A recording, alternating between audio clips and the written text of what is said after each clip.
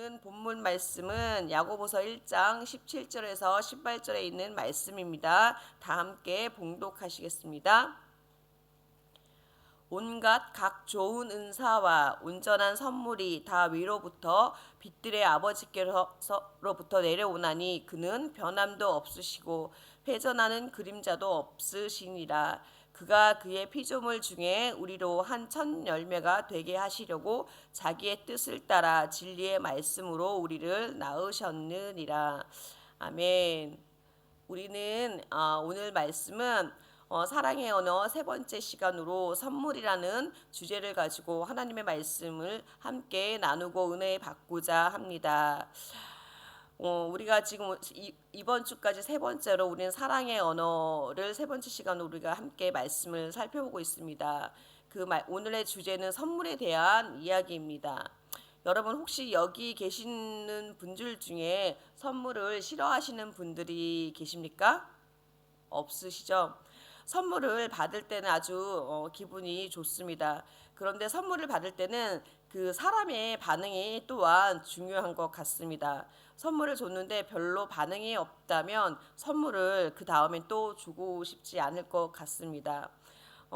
그 이야기에 대해서 제가 잠깐 제가 저의 딸과 저의 얘기를 잠깐 해볼까 합니다.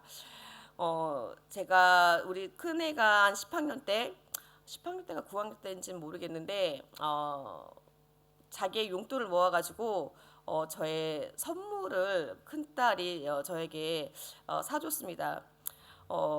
그날은 아마 특별한 날도 아니었던 것 같아요. 그래서 그날을 제가 기억은 하는데 그때 그 큰아이하고 대화했던 내용은 솔직히 기억이 나질 않더라고요. 근데 큰 아이가 저에게 선물해 준 것이 뭐였냐면 화이트 골드 그 스와로보스키 목걸이였어요. 제 기억으로는 그때 목걸이 색깔이 로즈 골드가 유행이었던 것 같아요. 그래서 제가 그 아이가 준 거는 화이트 골드였는데 제가 그렇게 얘기했나 봐요. 엄마는 로즈 골드가 좋은데라는 말을 했다고 얘기를 하더라고요.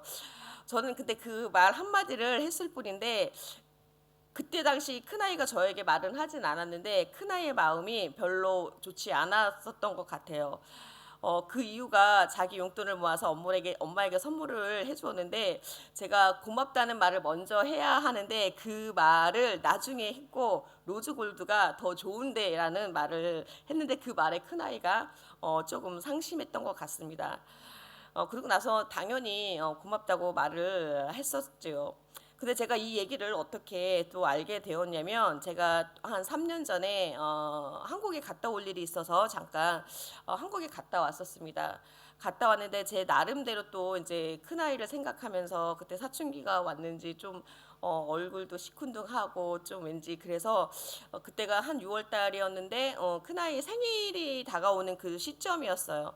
그래서 큰아이가 좋아할 만한 제 나름대로 또 이제 생각을 하고 좀 좋은 옆으로 이렇게 매는 백 같은 거를 좀 사가지고 생일 선물로 이제 사가지고 갔습니다. 그 선물을 샀을 때 제가 어떤 마음이 들었을까요?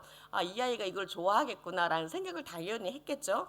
그래서 그 가방을 사가지고 그 아이가 한국 갔다 오면서 그 아이에게 이제 줬어요. 이거 너 생일 선물 엄마가 사왔어. 라고 얘기를 했는데 큰아이의 반응이 어땠을까요? 좋아했을까요? 아니면 어땠을까요? 시큰둥했어요. 그래서 그 이유는 그 가방이 자기 마음에 자기 스타일이 아니었던 거예요. 그래서 제가 그랬죠. 아니 엄마가 너 생일 선물로 사왔는데 그렇게 서운하다고 그 티를 내면 어떡하냐라고 말을 했더니 큰딸이 저에게 그 자기가 저한테 선물했던 그 선물한 목걸이 이야기를 하는 거예요. 그래서 제가 그때 당시 그렇구나. 라는 그런 생각을 했습니다. 그렇구나라고 생각을 했을까요? 그 큰아이 얘기를 들으면서 제가 크게 좀 깨달았던 것은 큰아이도 저에게 주려고 했던 그 선물은 그 아이의 마음이 담아서 또 엄마를 사랑하는 마음으로 저에게 주었다는 것이죠. 그런데 제가 큰아이의 마음을 잘 못 알아줬던 거죠. 또한 저도 마찬가지입니다. 저도 큰딸을 생각하며 가방을 샀는데 또 제 사랑하는 마음을 담아서 그 선물을 전해 주었는데 그 마음을 또 큰애가 못 알아주니까 서운하더라고요. 그래서 그 선물은 그 사람의 마음이 사랑의 마음이 담겨져 있는구나라는 생각이 들었습니다. 사실 제가 큰 아이 때 그렇게 했던 말 로즈 골드가 더 좋은데라는 그 말은 솔직히 제가 기억이 나지 않아요. 근데 그 아이는 그걸 기억을 하고 저에게 말을 했던 겁니다. 생각해 보니 사실은 뭐 그렇게 잘못했다고 생각이 되어지지 않지만 그래도 어쨌거나 제가 먼저 잘못했다는 생각이 들더라고요. 그 아이의 마음을 못 알아줬으니까 좀 미안하고 그래서 이제 제가 그때 내가 그때 당시 네가 선물해 준 거에 대해서 마음이 상했는데 내가 네 마음을 못 알아줘서 미안하다라고 얘기를 했습니다. 그러면서 한국 속담이 생각이 났습니다. 어떤 속담이 생각나시나요, 여러분? 팥 심은 데 팥나고 콩 심은 데 콩난다라는 말이 생각나더라고요. 제가 무심코 했던 말이 누군가에는 또 마음의 상처가 될 수 있구나라는 생각을 하게 되었습니다. 사랑의 언어로서 선물은 단순한 물질을 넘어서는 것이라고 생각되어집니다.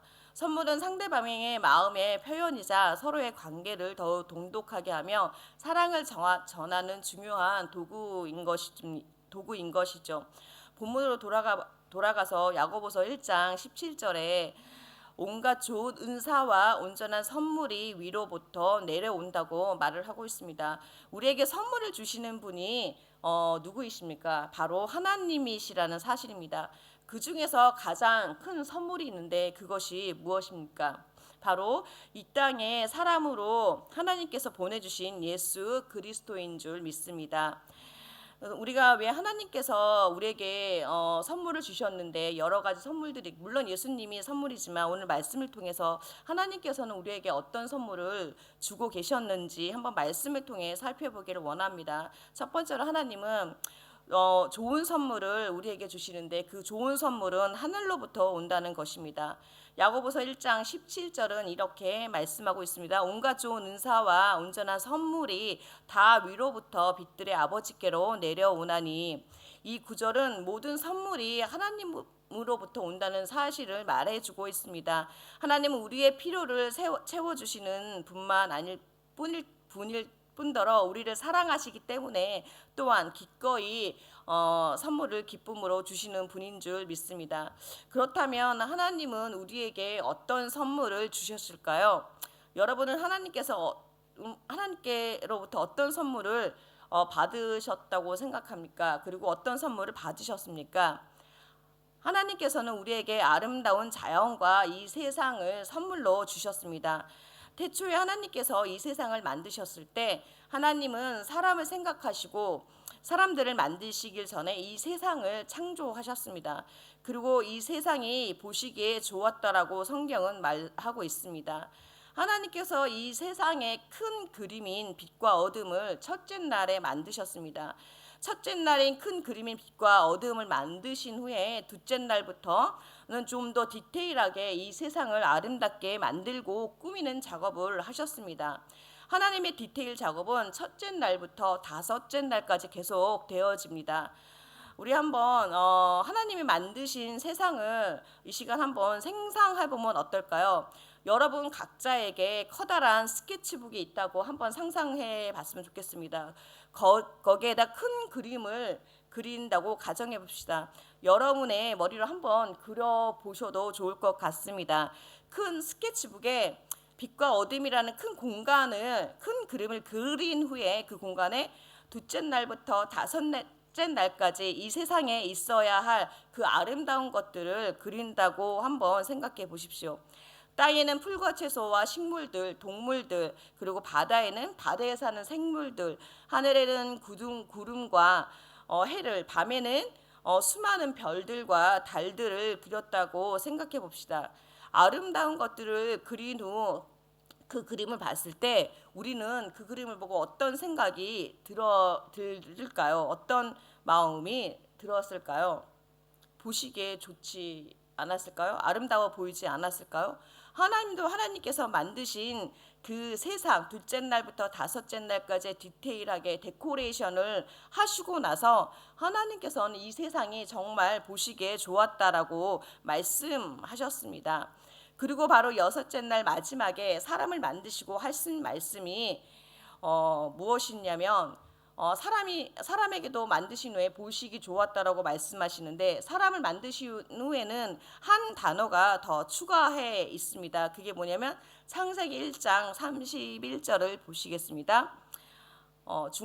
앞에 생략하고요. 중간에 하나님이 지으신 그 모든 것을 보시니 보시기에 심히 좋았더라라고 말씀하고 계십니다.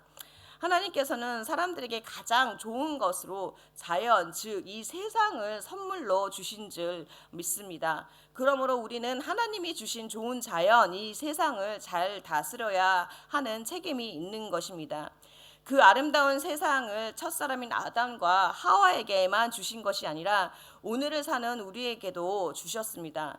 여러분, 오늘 아침 새벽에 새벽 예배를 혹시 마치고 밖으로 나가셨을 때 하나님이 만드신 자연과 한번 이 세상을 보시고 이 세상이 정말 얼마나 아름다운지 한번 보셨으면 좋겠습니다. 우리에게 이 세상을 주신 그런 하나님께 감사하는 오늘 아침 또 새벽이 되기를 축복합니다. 아름다운 세상을 만드시고 이 세상을 주신 하나님이 우리를 사랑하셨기 때문에 주신 줄 믿습니다. 우리가 누리는 자연뿐만 아니라 우리가 가지고 있는 건강, 또 우리 주위에 우리가 가장 사랑스러운 우리 가족, 또 우리와 함께하는 그 모든 이웃들은 하나님께서 우리에게 주시는 선물인 줄 믿습니다. 그 선물은 우리가 우리 스스로 잃은 것이 아니라 하나님께서 은혜로 주신 것인 줄 믿습니다. 두 번째로 우리에게 하나님은 어떤 선물을 주셨을까요? 그 선물은 예수님을 그 어떤 것도 능가할 수 없습니다. 하나님은 우리에게 구원과 영원한 생명을 선물로 주셨습니다. 이것은 우리의 노력이나 자격이 아닌 전적으로 하나님의 은혜와 사랑에서 비롯된 것입니다. 하나님께서는 요한복음 3장 16절을 보시면 우리가 너무나 잘 아는 성경 구절이죠. 하나님이 이 세상을 이처럼 사랑하사 독생자를 주셨으니라고 말씀하고 있습니다. 예수님의 사랑의 언어는 정말 완벽한 하나님의 선물인 줄 믿습니다. 내가 만약 누군가에게 선물을 주려고 하면 어떻게 선물을 준비하겠습니까? 돈을 지불하고 선물을 사야 합니다. 그리고 그 선물을 전달할 때 나의 마음을 담아서 선물을 하는 것이겠죠. 예수님께서는 우리의 죄를 바로 십자가에 달리심으로 그 죄에 대한 대가를 지불하셨던 것입니다. 그래서 우리에게 가장 귀한 선물인 영원히 살 수 있는 구원의 선물을 우리에게 주신 줄 믿습니다. 여러분, 선물의 특징이 무엇인지 아십니까? 바로 자발성과 희생이라는 것입니다. 진정한 선물은 받는 사람의 자격과 상관이 없이 주는 사람의 자발성과 희생으로 이루어진다는 것입니다. 예수님은 우리의 죄를 대신 지시고 십자가에서 죽으심으로 하나님의 사랑을 완성하셨습니다. 이 희생은 하나님께서 우리를 얼마나 사랑하시는지를 분명히 보여주시는 것이라고 생각되어집니다. 하나님께서는 예수님을 하늘에서 보내주신 사랑의 선물입니다. 그 선물을 지금 여러분들은 누리고 가지고 계신 줄 믿습니다. 그 선물의 가치가 얼마나 큰지, 하나님이 얼마나 우리에게 정말 가치를 두고 있는지 그거를 생각할 때 그 선물을 우리는 잘 간직하고 또 그 선물을 우리가 간직할 뿐만 아니라 그거를 자랑해야 한다고 생각합니다.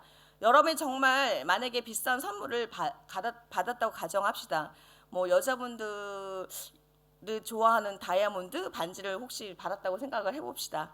그 선물을 받으면 당연히 어떻게 할까요? 자랑하지 않겠습니다. 반지에 끼고 이렇게 괜히 이렇게 하거나 해서 그럼 사람들이 그거 뭐야? 라고 얘기를 하면 어떻겠습니까? 이거는 누가 남편이 당연히 주겠지만 남편한테 받은 선물이야 라고 하면 다른 사람들은 또 그 선물을 받은 걸 부러워하고 그렇게 선물의 가치가 있다는 것을 우리는 알 수 있습니다. 그렇다면 이 다이아몬드보다 더 귀한 선물인 예수님을 우리는 자랑해야 하지 않을까요? 귀한 선물을 받은 우리는 예수님을 자랑해야 할 것입니다. 성도 여러분, 예수님을 자랑하시길 축복합니다. 세 번째로 우리는 하나님의 선물인 복음을 전해야 하는 부르심을 받았다는 것입니다. 야고보서 1장 18절은 이렇게 말합니다. 그가 그 피조물 중에 우리로 한 첫 열매가 되게 하시려고 자기의 뜻을 따라 진리의 말씀으로 우리를 낳으셨느니라. 하나님께서 우리를 부르신 이유는 우리가 받은 선물을 세상에 나누기를 원하신다는 것입니다. 우리가 받은 가장 큰 선물인 예수님의 사랑과 복음을 세상에 전해야 합니다. 복음을 전하는 것은 세상에서 하나님의 가장 귀한 선물을 나누는 행위인 줄 믿습니다. 우리는 예수님의 복음의 선물을 그러면 어떻게 전할 수 있을까요? 어떤 분들에게는 하나님이 그 사람에게 주신 선물, 즉 은사, 타고난 달란트를 통해서 복음을 전하기도 합니다. 진심으로 복음을 전하기 위해서는 열심히 또 전도하는 분들도 계십니다. 그런 분들은 전도에 대한 하나님의 부르심, 사명으로 열심히 하나님 나라와 예수님을 전하기도 합니다. 이 전도의 사명은 모든 사람들에게 주어진 사명이기도 하지만 또한 특별히 전도의 사명을 받은 사람들은 하나님이 주신 그 은사로 또 그분들은 그거에 대한 사명을 가지고 자신의 목숨을 바쳐가며 전도를 한다는 것입니다. 하나님께서는 각 사람마다 각각 다른 은사를 주셨습니다. 그 은사대로 하나님은 사명을 감당하는 여러분이 되기를 간절히 원한다는 사실입니다.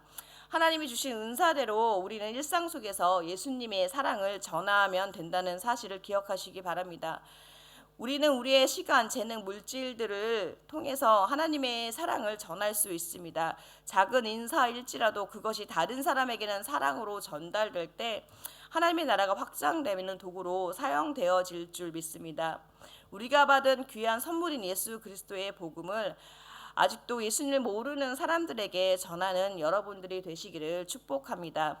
오늘 말씀을 요약하자면 이 세상을 선물로 주신 하나님께 감사하는 여러분이 되시기를 축복합니다. 우리가 받은 모든 선물의 근원이 하나님임을 기억하고 날마다 감사하는 삶을 사는 성도 여러분들에게 되시기를 축복합니다. 두 번째로 귀한 선물을 주신 예수님을 자랑하면 좋겠습니다.